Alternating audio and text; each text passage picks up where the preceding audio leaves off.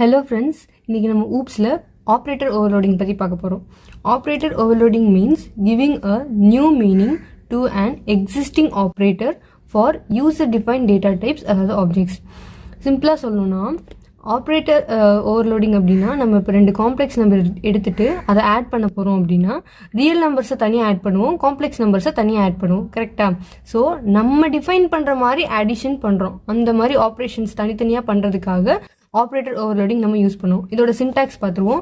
சின்டாக்ஸில் வந்து return type, அப்புறமா ஆப்ரேட்டர்ன்ற keyword போட்டுட்டு சிம்பிள் ப்ளஸ்ஸாக இருக்கலாம், இல்லைனா மைனஸாக இருக்கலாம், இல்லைனா ஆஸ்ட்ரிக் அதாவது ஸ்டார் சிம்பிளாக இருக்கலாம். அதுக்கப்புறமா நம்ம ஆர்குமெண்ட்ஸ் வேணும்னா பாஸ் பண்ணிக்கலாம். நெக்ஸ்ட்டு நம்மளோட கோட் பண்ணிவிட்டு க்ளோஸ் போட்டுடணும்.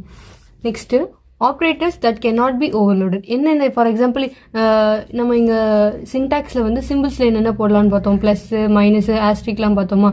என்னென்ன சிம்பிள் போடக்கூடாது அப்படின்றத நம்ம கீழே பார்ப்போம்.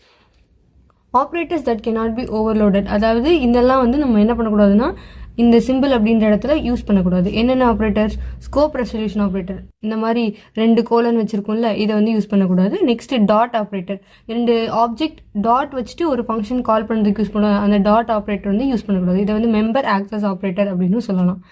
நெக்ஸ்ட் இந்த கொஷின் மார்க் போட்டு கோலன் இருக்கா, இதை வந்து என்ன சொல்லுவாங்க? கண்டிஷனல் டெர்னரி ஆப்ரேட்டர், இதையும் நம்ம யூஸ் பண்ணக்கூடாது. சைஸ் ஆஃப் ஆப்ரேட்டர், அதையும் நம்ம யூஸ் பண்ணக்கூடாது. தேங்க்யூ.